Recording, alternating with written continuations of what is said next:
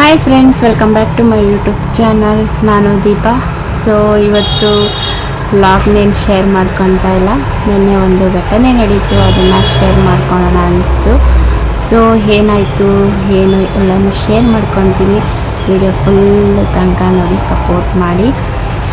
So ಏನಾಯಿತು ಅಂದರೆ friends, ನೆನ್ನೆ ಇದ್ದಕ್ಕಿದ್ದಂಗೆ ನನಗೆ ಹುಷಾರು ತಪ್ಪೋಯ್ತು. ಯಾಕೆ ಈ ಥರ ಆಯಿತು ಅನ್ನೋದನ್ನು ಗೊತ್ತೇ ಆಗಿಲ್ಲ. ಬೆಳಗ್ಗೆಯಿಂದ ತುಂಬಾ ಚೆನ್ನಾಗಿದೆ ನಾನು. ಸೊ ಬೆಳಗ್ಗೆಲ್ಲ ಕೆಲಸ ಎಲ್ಲ ಆದಮೇಲೆ ಮೊಬೈಲ್ ನೋಡ್ತಾ ಹಾಗೆ ಮಲಗಿಬಿಟ್ಟೆ. ಸೊ ಯಾವಾಗೂ ಮಧ್ಯಾಹ್ನ ಹೋಗಿ ಮಕ್ಕಳನ್ನ ನಾನೇ ಕರ್ಕೊಂಬರೋದು. ಸೊ ಸಡನ್ನಾಗಿ ಎಚ್ಚರಿಕೆ ಆಯಿತಾ, ನೋಡಿದೆ ಟೈಮ್ ಆಗೋಗಿದೆ ಅಂತ ಹೇಳ್ಬಿಟ್ಟು ಹರಿಬರಿಯಲ್ಲಿ ಎದ್ದು ಬೇಗ ಫ್ರೆಶ್ ಅಪ್ ಆಗಿ ಮಕ್ಕಳನ್ನ ಕರ್ಕೊಂಬರೋದಕ್ಕೆ ಹೋದೆ.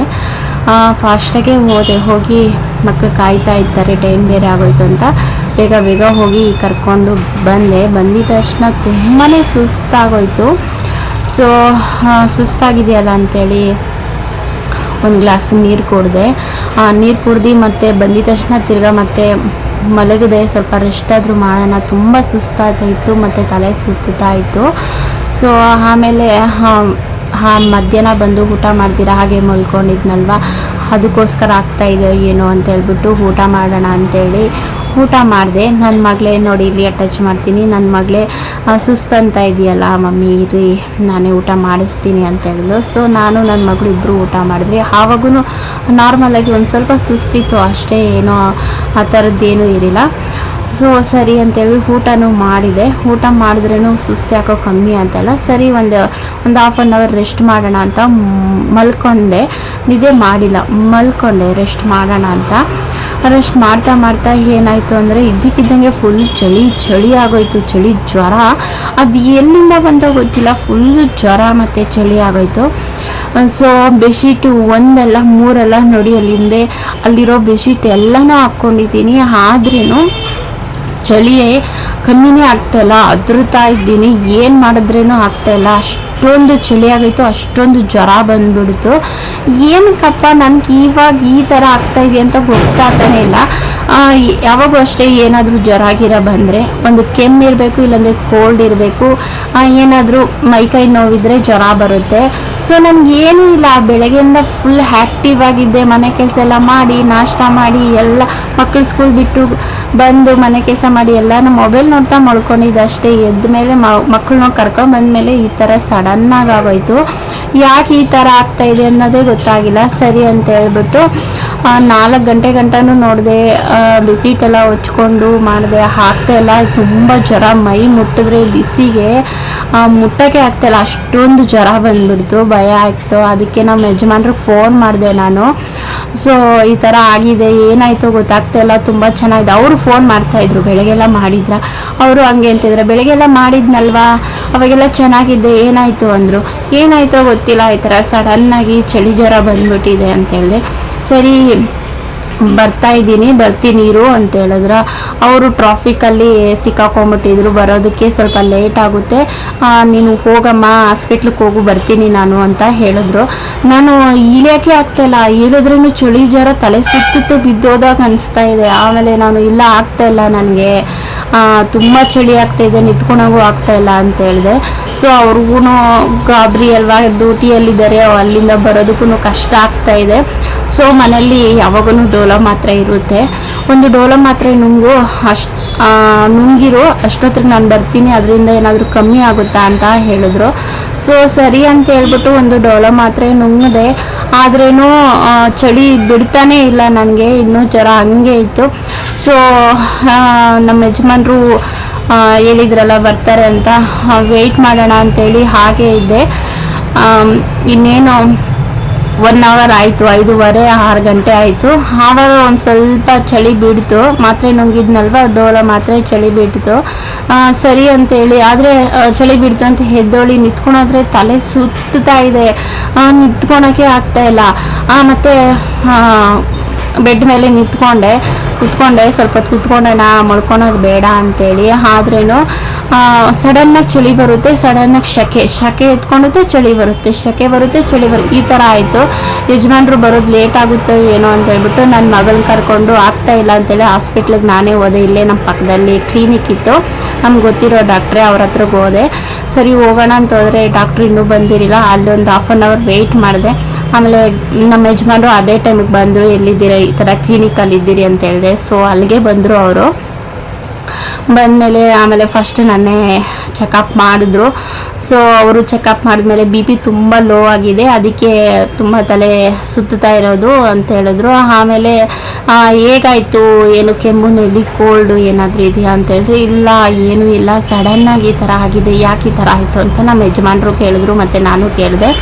ಅವರು ನೀರಾಗಿ ಏನಾದರೂ ಕೆಲಸ ಮಾಡ್ದ, ಎಲ್ಲ ಈಚೆ ಕಡೆ ಓಡಾಡ್ಕೊಂಬಂದ ಅಂತ ಹೇಳಿದ್ರು. ನಾನು ಇಲ್ಲಿರೋದು ಬೆಂಗಳೂರಲ್ಲಿ ಎಲ್ಲೂ ಹೋಗಲ್ಲ, ಈಚೆ ಕಡೆ ಹೋಗಲ್ಲ, ಮನೆಯಲ್ಲೇ ಇರ್ತೀನಿ. ಮಕ್ಕಳು ಮಾತ್ರ ಕರ್ಕೊಂಬರೋದಕ್ಕೆ ಟ್ಯೂಷನ್ಗೆ ಬಿಡ್ತೀನಿ, ಸ್ಕೂಲ್ಗೆ ಹೋಗಿ ಕರ್ಕೊಂಬರ್ತೀನಿ. ಏನಾದರೂ ತರಕಾರಿ ಬೇಕಂದರೆ ತೊಗೊಂಬರಕ್ಕೆ ಕೊಡ್ತೀನಿ. ಅದು ಬಿಟ್ಟು ನಾನು ಇನ್ನೆಲ್ಲೂ ಹೋಗಲ್ಲ. ಸೊ ಆವತ್ತಿನ ದಿನ ನಾನು ಎಲ್ಲೂ ಹೋಗೇ ಇರಲಿಲ್ಲ. ಎಲ್ಲೂ ಹೋಗಿಲ್ಲ ಅಂತ ಡಾಕ್ಟರ್ಗೆ ಹೇಳಿದೆ. ಮತ್ತು ಏನಾಯಿತು, ವೈರಲ್ ಏನಾದರೂ ಇನ್ಫೆಕ್ಷನ್ ಆಗಿರ್ಬೋದಾ, ನೀರಲ್ಲಿ ಏನಾದರೂ ಕೆಲಸ ಮಾಡ್ದ ಅಂತ ಹೇಳಿದ್ರು. ಅವತ್ತು ಏನು ಕೆಲಸನೂ ಮಾಡೇ ಇಲ್ಲ ನಾನು.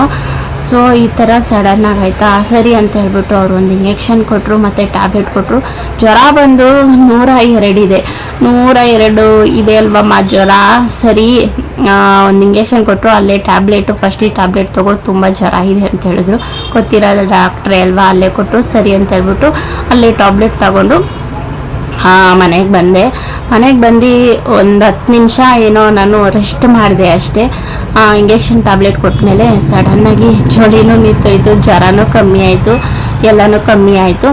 ಸರಿ ಅಂತ ಹೇಳ್ಬಿಟ್ಟು ಆಮೇಲೆ ನೈಟಲ್ಲಿ ಆಗಿದ್ದು ಅಡುಗೆ ಮಾಡೋಣ ಅಂತೇಳಿ ಅನ್ನ ಸಾಂಬಾರು ಮಾಡಿದೆ. ನನಗೆ ಜ್ವರ ಬಂತು, ಅದು ಬಂತು ಅಂತ ಹೇಳ್ಬಿಟ್ಟು ಮಲ್ಕೊಂಡೇನಿರಲ್ಲ. ಆರಾಮ್ ಅನಿಸ್ತಾ ಅಂದರೆ ಎದ್ದ ತಕ್ಷಣ ಕೆಲಸ ಎಲ್ಲ ಮಾಡ್ತೀನಿ. ರೆಸ್ಟ್ ಮಾಡೋದು ಏನಾದರೂ ನನ್ನ ಕೈಯಾಗ ಸುಸ್ತು ಅನ್ನೋ ಟೈಮಲ್ಲಿ ಮಾತ್ರ ರೆಸ್ಟ್ ಮಾಡ್ತೀನಿ. ಆರಾಮ್ ಅನಿಸ್ತಾ ಎತ್ತಿ ಅದೇ ಥರ ಮಾಡ್ತೀನಿ. ಸೊ ಎದ್ದು ಅನ್ನ ಸಾಂಬಾರೆಲ್ಲ ಮಾಡಿಕೊಂಡು ನೈಟ್ ಊಟ ಮಾಡಿದೆ. ಸೊ ಇದನ್ನೆಲ್ಲ ಯಾಕೆ ಶೇರ್ ಮಾಡ್ಕೊತಾ ಇದ್ದೀನಿ ಅಂದರೆ, ಸೊ ನನಗೆ ಏನು ಇಲ್ದಿರನೇ ಸಡನ್ನಾಗಿ ಈ ಥರ ಬಂದು ಈ ಥರ ಆಗುತ್ತಲ್ವ ಅಂದರೆ, ಇವಾಗಿರೋ ಜನ್ರೇಷನ್ ಅಂದರೆ ಇವಾಗಿರೋ ಕಾಲದಲ್ಲಿ ಇವತ್ತಿರೋ ನಾಳೆ ಇರ್ತೀವಿ ಅನ್ನೋದೇ ಗೊತ್ತಾಗ್ತಾ ಇಲ್ಲ. ಇವಾಗ 1 hour ಇರೋರು ನಾಳೆ ನೋಡೋಕೆ 1 hour ಇರೋ ನಾಳೆ ಗಂಟಲ್ಲ, 1 hour ಇರೋರು ನೆಕ್ಸ್ಟ್ ಇನ್ನೊಂದು ಅವರ್ ಇರ್ತಾರೆ ಅನ್ನೋದೇ ಗೊತ್ತಾಗಲ್ಲ. ಆ ಥರ ಇದೆ. ಮುಂಚೆ ಎಲ್ಲ ನಮಗೇನಾದರೂ ಕಾಯಿಲೆ ಏನಾದರೂ ಬಂದರೆ ಇದರಿಂದ ಅದರಿಂದ ಅಂತಿತ್ತು. ಇವಾಗಿರೋ ಕಾಲದಲ್ಲಿ ರೀಸನ್ನೇ ಬೇಕಾಗಿಲ್ಲ. ಯಾವಾಗ ಕಾಯಿಲೆ ಬರುತ್ತೆ, ಯಾವಾಗ ಏನಾಗುತ್ತೋ, ಯಾವಾಗ ಯಾವ ಪ್ರಾಬ್ಲಮಲ್ಲಿ ಸಿಕ್ಕಾಕೊತೀರೋ ಅನ್ನೋದಕ್ಕೆ ಹೇಳೋಕ್ಕೆ ಆಗಲ್ಲ. ಈ ಥರ ಇರುವ ಕಾಲದಲ್ಲಿ ನಾವು ಆದಷ್ಟು ಎಲ್ಲರ ಜೊತೆ ಖುಷಿಯಾಗಿ ನೆಮ್ಮದಿಯಾಗಿ ಇದ್ದು ಜೀವನ ಮಾಡಿ ಹೋಗಬೇಕು ಅಂತ ಹೇಳ್ತೀನಿ. ಯಾಕಂದರೆ ಕೆಲವರೆಲ್ಲ ದ್ವೇಷ, ಮತ್ತು ಅವ್ರು ನೋಡಿದ್ರೆ ಆಗಲ್ಲ, ಗಂಡ ಹೆಂಡತಿ ಜಗಳ, ಮನೆಯಲ್ಲಿ ಅತ್ತೆ ಮಾವನ ಜಗಳ, ಅತ್ತೆಯವ್ರ ಜೊತೆ ಜಗಳ ಎಲ್ಲ ಮಾಡ್ಕೊತೀರಿ. ಏನು ಬಂತು ಇಷ್ಟೆಲ್ಲ ಜಗಳ ಮಾಡಿಕೊಂಡು, ಇಲ್ಲಿ ನಾವೇ ಪರ್ಮನೆಂಟ್ ಆಗಿಲ್ಲ. ಮುಂಚೆ ಎಲ್ಲ ನಾವು ಇಷ್ಟು ವರ್ಷ ಇಷ್ಟು ದಿನ ಬದುಕ್ತೀರಿ ಅನ್ನೋ ಗ್ಯಾರಂಟಿ ಇತ್ತು.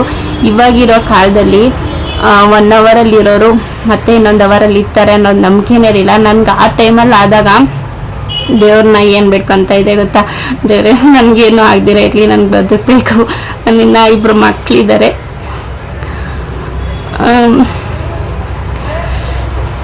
ಇನ್ನೂ ಚಿಕ್ಕವ್ರವರು, ಅವ್ರ ಕಾಲ ಮೇಲೆ ಅವ್ರು ನಿಂತ್ಕೊಂಡ್ಮೇಲೆ ಅವ್ರವ್ರ ಪೊಸಿಷನಲ್ಲಿ ಅವರು ಸೆಟ್ಲ್ ಆದಮೇಲೆ ಬೇಕಾದರೆ ನನ್ನ ಕರ್ಕೋ, ಸರಿ ನನಗೇನಾದರೂ ಪರವಾಗಿಲ್ಲ, ಇವಾಗ ಏನಾಗ್ತಿರ ಇರಲಿ, ಇದೇ ಥರ ಬೇಡ್ಕೊತಾ ಇದ್ದೆ. ನಾನು ಬೇಡ್ಕೊತಾ ಇದ್ದೆ, ಮಲ್ಕೊಂಡಿದ್ದಾಗ ದೇವ್ರ ಪ್ರಾರ್ಥನೆ ಮಾಡ್ತಾಯಿದ್ದೆ, ಪ್ಲೀಸ್ ಏನು ಆಗ್ದಿರ ಇರಲಿ ಅಂತ. ಅಷ್ಟೊಂದು ಜ್ವರ ಬಂದಿತ್ತು ಮತ್ತು ಅಷ್ಟೊಂದು ಸುಸ್ತಾಗಿತ್ತು. ಇವಾಗ ನೋಡಿ ಎಷ್ಟು ಚೆನ್ನಾಗಿದ್ದೀನಿ. ಜಸ್ಟ್ ಇದು ನಿನ್ನೆ ಸಂಜೆ ನಡೆದಿರೋ ಮ್ಯಾಟ್ರು. ಇವಾಗ ಬೆಳಗ್ಗೆ ಪೂಜೆ ಎಲ್ಲ ಮಾಡಿ ಆರಾಮಾಗಿದ್ದೀನಿ. ಜಸ್ಟು 2-3 hour 3 ಗಂಟೆಗೆ ಮಕ್ಳಿಗೆ ಕರ್ಕೊಂಡ್ಬಂದಿದ್ದು. 3 ಅವರಲ್ಲಿ ಇಷ್ಟೆಲ್ಲ ಆಗಿದೆ. ಸೊ ಇದನ್ನೆಲ್ಲ ನೋಡಿದ್ಮೇಲೆ ಲೈಫನ್ನ ಆದಷ್ಟು ನೆಮ್ಮದಿಯಾಗಿ ಇಟ್ಕೊಂಡು ಎಂಜಾಯ್ ಮಾಡ್ಕೊಂಡು ಹೋಗ್ಬೇಕು ಅನಿಸುತ್ತೆ. ಸುಮ್ಮನೆ ಗಂಡನ ಜೊತೆ ಜಗಳ ಮಾಡೋದು, ಅದು ಇಸ್ಕೊಡು, ಇದು ಇಸ್ಕೊಡು. ಕೆಲವರೆಲ್ಲ ಹಂಗೆ ಬೇರೆಯವ್ರನ್ನೆಲ್ಲ ನೋಡ್ಬಿಟ್ಟು ಅವ್ರು ನೋಡೋ ಹಾಗಿದ್ದಾರೆ, ಇವ್ರು ನೋಡೋ ಹಾಗಿದ್ದಾರೆ, ನನಗೆ ಅದೇ ಬೇಕು ಇದೇ ಬೇಕು ಅಂತ ಲೈಫಲ್ಲಿ ಜಗಳ ಮಾಡಿಕೊಂಡು ನೆಮ್ಮದಿಯೆಲ್ಲ ಹಾಳು ಮಾಡ್ಕೊತಾರೆ. ಅದೆಲ್ಲ ಮಾಡ್ಕೊಳೋದು ಏನಕ್ಕೆ? ನಾವೇ ಇಲ್ಲ, ಗ್ಯಾರಂಟಿ ಇಲ್ಲ ಇವಾಗಿರೋ ಕಾಲದಲ್ಲಿ ಇದೆಲ್ಲ ಬೇಕಾ?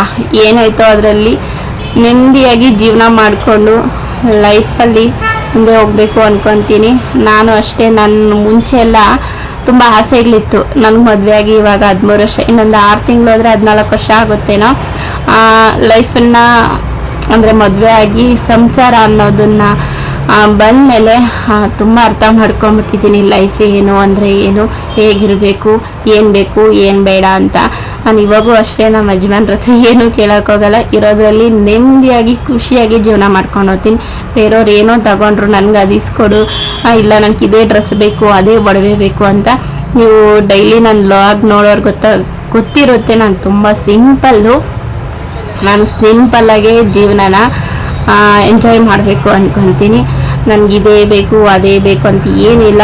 ಪ್ರತಿದಿನ ದೇವ್ರ ಹತ್ರ ಬೇಡ್ಕೊಳೋದು ಇಷ್ಟೇ. ನನ್ನ 2 ಮಕ್ಳಿಗೆ ಒಳ್ಳೆ ಬುದ್ಧಿ ಕೊಡು, ಆರೋಗ್ಯ ಚೆನ್ನಾಗಿಕ್ಕೋ, ನನ್ನ ಗಂಡನ ಆರೋಗ್ಯ ಚೆನ್ನಾಗಿಕ್ಕೋ, ನಮ್ಮ ಮನೇಲಿ ನೆಮ್ಮದಿ ಕೊಡು ಅಂತ ಇಷ್ಟು ಬಿಟ್ಟರೆ ನಾನು ಏನೂ ಕೇಳಲ್ಲ. ನನಗೆ ಅದು ಬೇಕು ಇದು ಬೇಕು ಮತ್ತೊಂದು ಬೇಕು ಅಂತ ಏನೂ ಕೇಳಲ್ಲ. ಜಸ್ಟ್ ಇಷ್ಟು ಮಾತ್ರ ಕೇಳ್ಕೊಳ್ತೀನಿ. ನಾನು ಹೇಳೋದಂದರೆ ಕೆಲವ್ರ ಮನೇಲಿ ತುಂಬ ಜಗಳ ಆಗ್ತಾ ಇರುತ್ತೆ. ಅತ್ತೆ ಸೊಸೆ ಜೊತೆ ಜಗಳ, ಇಲ್ಲಾಂದರೆ ಗಂಡ ಹೆಂಡ್ತಿರ ಜಗಳ, ಸಿಲ್ಲಿ ಮ್ಯಾಟ್ರಿಗೆ ನನಗೆ ಅದು ಬೇಕು ಇದು ಬೇಕು, ನೀನು ಆ ಥರ ತಂದು ಕೊಟ್ಟಿಲ್ಲ ಇದು ತಂದು ಕೊಟ್ಟಿಲ್ಲ ಅಂತ. ಅದೆಲ್ಲ ಬಿಟ್ಬಿಟ್ರಿ. ಏನಕ್ಕೆ ಬೇಕು? ಮನುಷ್ಯನಿಗೆ ಏನು ಬೇಕು? 3 ಹೊತ್ತು ಊಟ, ಮೈ ತುಂಬ ಬಟ್ಟೆ, ಮತ್ತು ಗಂಡನ ಜೊತೆ ಮಕ್ಕಳ ಜೊತೆ ಪ್ರೀತಿ. ಈ 3 ಇದ್ದರೆ ಸಾಕಲ್ವಾ? ಬೇರೆ ಎಲ್ಲ ಏನು ಬೇಕು? ಬೇರೆಯವ್ರ ಜೀವನ ನೋಡಿ ನಾವು ಹಾಗೆ ಇರಬೇಕು ಅನ್ನೋದು ಬಯಸೋದು ತಪ್ಪಲ್ಲ. ನಮ್ಮ ಹತ್ರ ಏನೈತೆ ಅದರಲ್ಲಿ ಖುಷಿಯಾಗಿರಬೇಕು ಅನ್ನೋದು ಮುಖ್ಯ. ಅವ್ರ ಹತ್ರ ನಮ್ಗಿನ್ನ ಜಾಸ್ತಿ ಇದೆ, ಅದಕ್ಕೆ ಅವ್ರು ಆಗಿದ್ದಾರೆ. ನಮ್ಮ ಹತ್ರ ಏನೈತೆ ಅದರಲ್ಲಿ ನಾವು ಖುಷಿಯಾಗಿರಬೇಕು. ಇದನ್ನು ನಾನು ನಂಬ್ತೀನಿ. ಅವ್ರ ಹತ್ರ ತುಂಬ ಇದೆ, ನಾನು ಹಾಗೆ ಇರಬೇಕು ಅಂತಿಲ್ಲ. ಅವ್ರ ಹತ್ರ ಅಷ್ಟಿರೋದಕ್ಕೆ ಅವ್ರು ಹಂಗಿದ್ದಾರೆ. ನಾವು ಅಲ್ಲಿಗೆ ಹೋಗ್ಬೇಕಂದ್ರೆ ನಾವು ಕಷ್ಟ ಬಿದ್ದು ಆ ಮಟ್ಟಕ್ಕೆ ಹೋಗಿ ನಮ್ಮ ಹತ್ರ ಅಷ್ಟೊಂದು ದುಡ್ಡು ಇತ್ತು ಅಂದಾಗ ನಾವು ತಗೊಂಡು ಆವಾಗ ಬಯಸಬೇಕು. ನಮ್ಮ ಹತ್ರ ಏನೂ ಇಲ್ಲ ಅಂದಾಗ ಅವ್ರು ಆ ಥರ ಇದ್ದಾರೆ, ನಾವು ಯಾಕೆ ತಗೊಬೇಕು ಅಂತೇಳಿ ಮನೇಲಿ ಫೋರ್ಸ್ ಮಾಡೋದು. ನಮಗೆ ಗೊತ್ತಿರುತ್ತೆ ನಮ್ಮ ಯಜಮಾನ್ರು ಎಷ್ಟು ಸಂಪಾದಿಸ್ತಾರೆ, ಮತ್ತು ಎಲ್ಲೆಲ್ಲಿ ನಾವೇನೇನು ಇನ್ವೆಸ್ಟ್ ಮಾಡಿರ್ತೀರಿ, ಎಲ್ಲೆಲ್ಲಿ ಏನೇನು ಹೋಗುತ್ತೆ ಅಂತ ಎಲ್ಲ ಗೊತ್ತಿದ್ರೇನು ಹೋಗಿ ಅವ್ರನ್ನ ಕೇಳೋದು ತಪ್ಪು. ಮೊದಲು ನಾವು ಅರ್ಥ ಮಾಡ್ಕೊಬೇಕು, ನಾವು ಯಾವ ಸಿಚುವೇಶನಲ್ಲಿ ಇದ್ದೀರಿ, ಇದರಲ್ಲಿದ್ದೀರಿ, ಅದ್ರ ಪ್ರಕಾರ ಜೀವನ ಮಾಡ್ಕೊಂಡು ಹೋಗ್ಬೇಕಂತ. ಅದು ಬಿಟ್ಟು ಬೇರೆಯವ್ರು ಏನೇನೋ ಮಾಡ್ತಾ ಇದ್ದಾರೆ, ನಾವು ಹಾಗೆ ಇರಬೇಕು, ನೀವ್ಯಾಕೆ ಈ ಥರ ನಮ್ಮನ್ನು ನೋಡ್ಕೊತ ಇಲ್ಲ, ಅವ್ರು ನೋಡು ಅವ್ರ ಹೆಂಡ್ತಿನ ಎಷ್ಟು ಚೆನ್ನಾಗಿ ನೋಡ್ಕೊತಾ ಇದ್ದಾರೆ, ಮಕ್ಕಳು ಯಾಕೆ ಈ ಥರ ಓದುತ್ತಾ ಇಲ್ಲ, ಅವ್ರ ಮಕ್ಕಳು ನೋಡಿ ಎಷ್ಟು ಚೆನ್ನಾಗಿ ಹೋಗ್ತಾ ಇದ್ದಾರೆ, ನನ್ನ ಮಕ್ಳು ಯಾಕೆ ಈ ಥರ ಇದ್ದಾರೆ, ಅದೆಲ್ಲ ಯೋಚನೆ ಬಿಟ್ಟು ಮಕ್ಕಳು ಯಾವ ಥರ ಇದ್ದಾರೋ ನಾವು ಯಾವ ಥರ ಅವ್ರನ್ನ ಬೆಳೆಸಬೇಕು, ಯಾವ ಥರ ಬುದ್ಧಿ ಹೇಳಬೇಕು, ಯಾವ ಥರ ನಮ್ಮ ಜೀವನ ಐತೆ ಆ ಜೀವನಕ್ಕೆ ತಕ್ಕಂಗೆ ಅವ್ರನ್ನೂ ಜೊತೆಲಿ ಕರ್ಕೊಂಡು ಹೋಗ್ಬೇಕು. ಅವ್ರೇನೋ ತಗೊತಾ ಇದ್ದಾರೆ ನೋಡಿ ಮಮ್ಮಿ, ಅವರಪ್ಪ ಅದು ತಗೊಟ್ರು ಇದು ತಗೊಟ್ರು ಅಂತ ಹೇಳಿದಾಗ ನಾವು ಅವ್ರಿಗೆ ಅರ್ಥ ಮಾಡಿಸ್ಬೇಕು. ಅವ್ರು ಯಾಕೆ ಆ ಥರ ತಗೊತಾ ಇದ್ದಾರೆ, ಏನು ನಾವು ಯಾವ ಥರ ಇದ್ದೀರಿ ಅನ್ನೋದನ್ನು ಅವ್ರ ಮಕ್ಳಿಗೆ ಅರ್ಥ ಮಾಡಿಸ್ರೆ ಅವರೇ ಅರ್ಥ ಮಾಡಿಕೊಂಡು ಆರಾಮಾಗಿ ಹೋಗ್ತಾರೆ. ನಮ್ಮ ಯಜಮಾನ್ರ ಜೊತೆನೂ ಅಷ್ಟೇ, ನಾವು ಅವ್ರು ಏನು ತರ್ತಾ ಇದ್ದಾರೆ ಅದ್ರ ಪ್ರಕಾರ ನಾವು ಜೀವನ ಮಾಡ್ಕೊಂಡು ಹೋಗ್ಬೇಕು. ಅದು ಬಿಟ್ಟು ಬೇರೆ ಬೇರೆ ಎಲ್ಲ ಬೇಡ ಆಗಿರೋ ಥಿಂಕ್ನೆಲ್ಲ ತಲೆಗೆ ಮೈಂಡ್ಗೆ ಹಾಕ್ಕೊಂಡು ಮನೇಲಿ ಜಗಳ ಇಟ್ಕೊಳೋದು ಅದೆಲ್ಲ ಬೇಡ ಅನಿಸುತ್ತೆ. ಸೊ ನಿನ್ನೆ ಒಂದು ಘಟನೆ ನಡೆಯೋದ್ರಿಂದ ಇನ್ನೂ ಹೆಚ್ಚು ಅನುಭವ ಆಗಿದೆ ನನಗೆ. ಇವತ್ತಿರೋರು ನಾಳೆ ಇರಲ್ಲ, ಇನ್ನೊಂದು ಅವರಾಗಿರೋ ಮತ್ತೆ ಇನ್ನೊಂದು ಅವರಲ್ಲಿ ಇರೋಕ್ಕಾಗಲ್ಲ. ಇರೋಷ್ಟು ದಿನ ಖುಷಿಯಾಗಿ ನೆಮ್ಮದಿಯಾಗಿ ಜೀವನ ಕಳೆದೋಗೋಣ ಅಂದ್ಕೊಂಡಿದ್ದೀನಿ. ನಾವು ಯಾರ ಜೊತೆ ಇರ್ತೀರೋ ಅವ್ರ ಜೊತೆ. ಸೊ ಇದನ್ನೆಲ್ಲ ಶೇರ್ ಮಾಡ್ಕೊಬೇಕು ಅನ್ನಿಸ್ತು. ಸೊ ಇದನ್ನೆಲ್ಲ ಶೇರ್ ಮಾಡ್ಕೊಳೋ ಅವಶ್ಯಕತೆಯೂ ಇರಲಿಲ್ಲ, ಏನೋ ಗೊತ್ತಿಲ್ಲ, ಶೇರ್ ಮಾಡ್ಕೊಳ್ಳೋಣ ಅನ್ನಿಸ್ತು. ಸೊ ಶೇರ್ ಮಾಡ್ಕೊಂಡಿದ್ದೀನಿ. ಏನಾದರೂ ತಪ್ಪಾಗಿ ಮಾತಾಡಿದರೆ ಸಾರಿ, ಇದನ್ನು ಹೋಗಿ ಶೇರ್ ಮಾಡ್ಕೊಬೇಕಂತ ಕೆಲವ್ರಿಗೆ ಏನಾದರೂ ಅನಿಸಿದರೆ ಅವ್ರಿಗೂ ಸಾರಿ. ಸೊ ಈ ವಿಡಿಯೋನ ಇಲ್ಲೇ ಹೆಂಗೆ ಮಾಡ್ತೀನಿ, ಮತ್ತು ಆ್ಯಸ್ ಯೂಶುವಲ್ ಡೈಲಿ ವ್ಲಾಗ್ ಜೊತೆ ಮತ್ತೆ ಸಿಗ್ತೀನಿ. ಅಲ್ಲಿವರೆಗೂ ಎಲ್ಲರಿಗೂ ಬಾಯ್ ಬಾಯ್. ಇವಾಗಂತೂ ಆರಾಮಾಗಿದ್ದೀನಿ ನಾನು. 3 ಅವರಲ್ಲಿ ಆ ಥರ ಆಯಿತು. ಇವಾಗ ನೋಡಿ ಎಷ್ಟು ಚೆನ್ನಾಗಿದ್ದೀನಿ. ಇವಾಗೂ ಒಂದು ಸ್ವಲ್ಪ ತಲೆ ಸುತ್ತಾ ಇದೆ. ಸೊ ಸ್ವಲ್ಪ ಅಷ್ಟೊಂದು ಜ್ವರ ಇತ್ತಲ್ವ, ಹಾಗಾಗಿ ಹಂಗೆ ಅನಿಸುತ್ತೆ ನನಗೆ. ಒಂದು ಸ್ವಲ್ಪ BP ಲೋ ಇರೋದ್ರಿಂದ, ಸೊ ಹಾಗೆ BP ಲೋ ಇರೋರು ಜಾಸ್ತಿ ಅನ್ನ ತಿನ್ನಿ, ಅವಾಗ BP ಕಂಟ್ರೋಲಾಗಿರುತ್ತೆ, ಬಿ ಪಿ ಲೋ ಕಂಟ್ರೋಲಾಗಿರುತ್ತೆ. ಸೊ ನಾನು ಅನ್ನನೇ ತಿಂತೀನಿ, ಪ್ರತಿದಿನ ಈ ಥರ ಇರಲ್ಲ. ಈ ಥರ ಜ್ವರ ಗಿಡ ಬಂದಾಗ ಮಾತ್ರ ಸ್ವಲ್ಪ ಬಿ ಪಿ ಲೋ ಆಗುತ್ತೆ ಅಷ್ಟೇ. ನಾರ್ಮಲಲ್ಲಿ ಚೆನ್ನಾಗೇ ಇರ್ತೀನಿ. ಸೊ ಫ್ರೆಂಡ್ಸ್, ಈ ವಿಡಿಯೋನ ಇಲ್ಲೇ ಎಂಡ್ ಮಾಡ್ತೀನಿ. ಮತ್ತೊಂದು ವಿಡಿಯೋ ಜೊತೆ ಮತ್ತೆ ಸಿಗ್ತೀನಿ. ಅಲ್ಲಿವರೆಗೂ ಎಲ್ಲರಿಗೂ ಬಾಯ್.